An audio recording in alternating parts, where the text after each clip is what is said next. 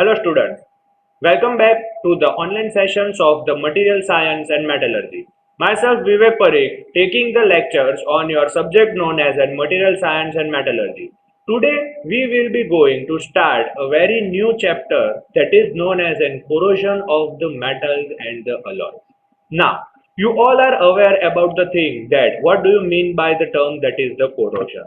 So, what do you mean by the corrosion? We all know that whenever a metal reacts with the atmosphere surrounding it, then they form a protective layer or a destructive layer which is formed on it, that is known as then corrosion.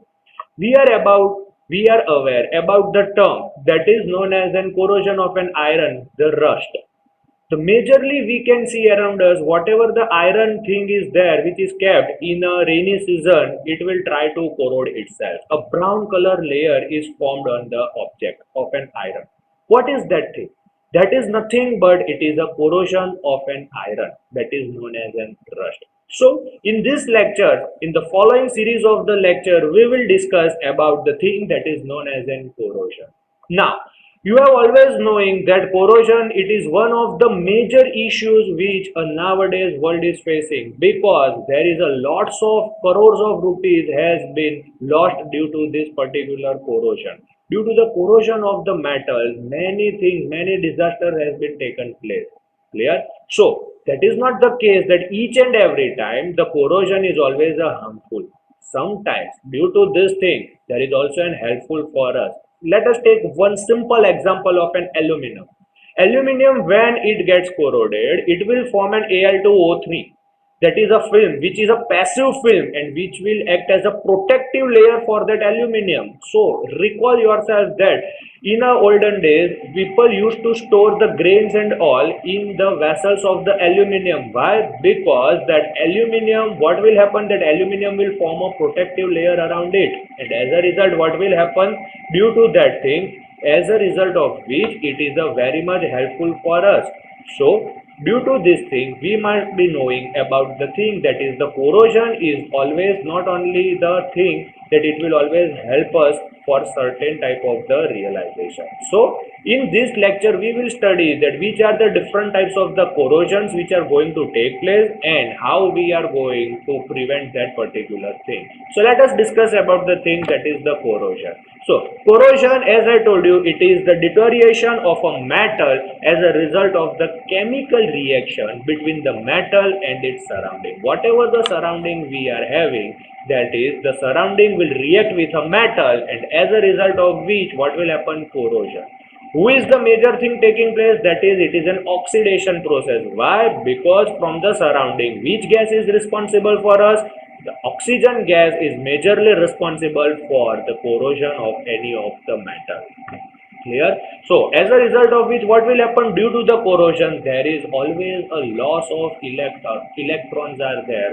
From where does the electron is lost? The electron is lost from the metal, and as a result of which what will happen, the metal will try to decrease in the thing. Clear? So that's why the corrosion happens. Corrosion, there are many different forms of the corrosion, and it can be classified according to which they are reacting. According to the process how the corrosion is going on, they have been classified into many different parts. So here there is a one example you can see in the figure, that is the one sheep is there which is corroded, and as a result you can see the brown color things on that particular sheep, that is nothing but the corrosion. Then alloys, there are also alloys that on a bronze or any of the thing there is a one type of the corrosion you can see in the figure that the corrosion is taking place. So corrosion, there are many different ways of getting the corrosion. Now what are the effects which are there of the corrosion? The very first effect if we want to see, then there is a loss of efficiency. Loss of efficiency means a material will not work properly up to its ability. So what will happen? There is a decrease in its performance. So as a result of which what will happen? There is always a loss of efficiency will be there. Whenever the corrosion occurs, the material will not work up to its 100% efficiency. Its efficiency or performance will try to decrease after the corrosion. The second factor which is the second effect which is there of the corrosion, that is the life of the equipment or the machinery will get reduced. After the corrosion, material will not be able to work properly up to that required thing. That means if a material is made in such a way that it should work properly up to 10 years, but due to the corrosion it may fail in 7 to 8 years. That means the life will become a lie. Then the third one, that is we have to make the arrangement for its preventive measures. That means for preventing this corrosion, once again we have to make the another some settlement due to which the corrosion will not occur. Clear? So that means our work has increased. If corrosion would not have happened, then this particular thing, the preventive measures of it will have decreased. Then the next one, that is the necessity for replacing the corroded part. Whatever the part of the machinery or anything, if it gets corroded, then we have to replace that thing with a brand new thing. Otherwise, what will happen? In a working condition, it may fail. Next, there is a probability of the plant shut down due to the machine failure. So what will happen if you do not replace the part? Then ultimately your part will get failed away. That means it will stop working, and as a result what will happen if your main thing, if there is a boiler is there, and if your boiler gets work out, if due to the corrosion, what will happen? Due to that thing, the whole thing or the whole plant will have to face the shutdown, because your main equipment is only not working due to the corrosion. So as a result the whole plant have to be shut down. Then there is a possibility of the hazard because of the corrosion. If in a working condition any machinery fails, and as a result there is a very much harm can be done on a humans, or anything can happen. So it is a very risky thing. So we should avoid the corrosion, and if not, then we should replace the parts. Otherwise there are possibility of getting the hazard. That means any incident should take place. Clear? So these were the different types of the effects of the corrosion which normally we can see. Then we will be going on the different types of the corrosion. So there are many different types of the corrosion. 11 types are there. The very first, uniform corrosion, galvanic corrosion is there. Then there is a pitting corrosion, crevice corrosion, stress corrosion, corrosion fatigue, intergranular corrosion, filiform corrosion, erosion, hydrogen attack, and the last one, that is the selective leaching. All these things we will study one by one in the detail in this lecture. Clear? So starting with the very first one, that is the uniform corrosion. It is the most simple corrosion which we are seeing. The simple corrosion which we see on any of the roof or the cables which we are attached for the clothes, for the drying of the clothes, whatever that thing are there, that is done, or whatever the corrosion occurs on that thing, that is known as a uniform corrosion. Uniform corrosion is such a corrosion that the whole surface of the material is getting corroded uniformly. That is, it is the most common form of corrosion. It is normally characterized by a chemical or an electrochemical attack that proceeds normally over the whole exposed surface. The metal becomes thinner and eventually it fades. Wire, or you can say the tar of the iron, which is used for drying the clothes. So what will happen? It gets corroded, and ultimately what will happen? Due to the corrosion, the metal layer will become thinner, and as a result it will directly fade. So example, a sheet of iron roof, whatever I told you, that the roof of the iron which is there, that will get corroded, the whole surface gets corroded. Here is the example in the figure, you can see the corrosion taking place. That is known as an uniform corrosion. The whole layer, this thing, that is the layer, this region is known as an uniform corrosion. Clear? You can see over here the whole area is getting corroded. That means slightly and slowly it will start removing the metal surface, and you can see ultimately it will become more and more, and as a result of which the material will tend to fade. Clear? So how we can prevent this thing? How we can prevent this uniform corrosion? The simple way, proper material including that coating should be done. That means any alloying element should be added so that your material will not get corroded. So if you add chromium in the iron, then it will become a corrosion resistant. So you can go for that thing, or you can go for the coating. Use inhibitors. Inhibitors are the material. By adding in the material, what will happen? It will give you the corrosion resistance. Clear? And the last one, that is the cathodic protection. What is the cathodic protection? Stay tuned for the upcoming lectures, because in the preventive measures we will study about the cathodic protection. Clear? So these are the different things which are occurring in a uniform corrosion. Okay, so let us move forward for the second type, that is known as an galvanic corrosion. We will be moving further for the galvanic corrosion. Now let us see what do you mean by this galvanic corrosion. Basically this galvanic corrosion occurs due to the potential difference occurring between the two materials. You might be knowing that you have studied in the standard 12th chemistry about the electrochemical things, electrochemical reactions. One become anode, another become cathode, and due to that thing, the reactivity of the material starts. The EMF series. So according to that thing, the reactivity difference is there in the material. So due to that thing, whatever the material, one material will start corroding, and that principle applies over this galvanic corrosion. It is the potential difference which is usually exist between the two dissimilar metals when they are immersed in a corrosive solution. When this two different metals immersed or dipped inside a solution corrosive, what will happen? The corrosion will take place.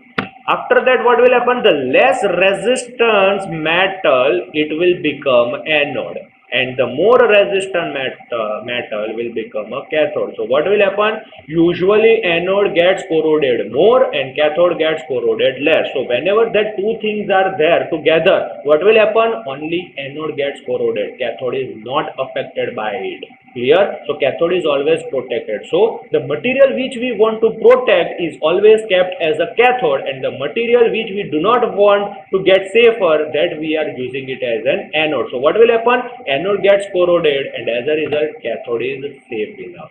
So because of the electric current and the dissimilar metal involved, the corrosion which is taking place, that is known as a galvanic corrosion. In the starting only I told you, due to the reactivity difference in the two metals, this type of the corrosion takes place.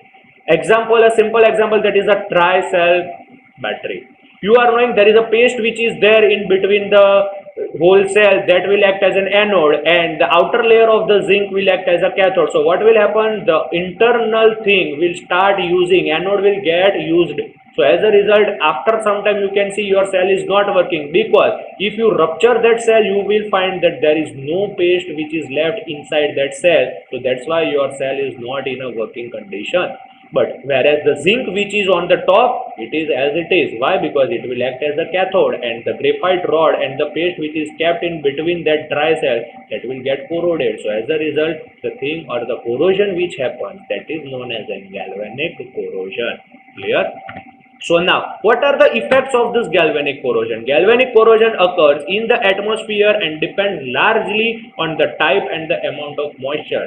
Means the rate of this galvanic corrosion totally depends on the atmosphere in which we are keeping and how much moisture is there in the atmosphere, that it will totally depend on that thing. That means in a drier areas like Ahmedabad and all, you will find that the corrosion rate is less as compared to the Mumbai's atmosphere. Why? Because Mumbai is near the seashore, and as a result moisture is more in that atmosphere.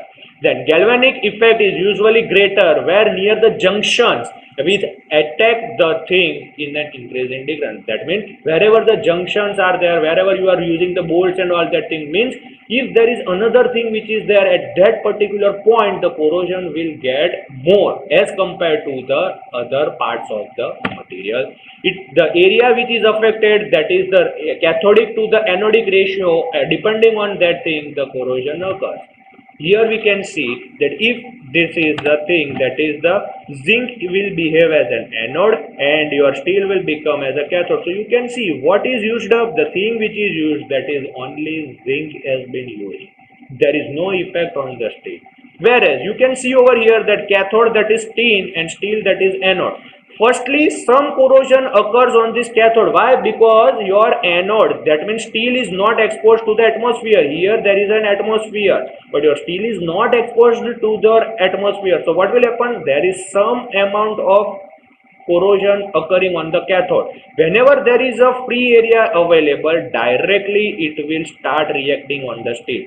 Then your tin is not affected. So whenever your anode is exposed to the atmosphere, your cathode is protected. Then and then only anode will start corroding.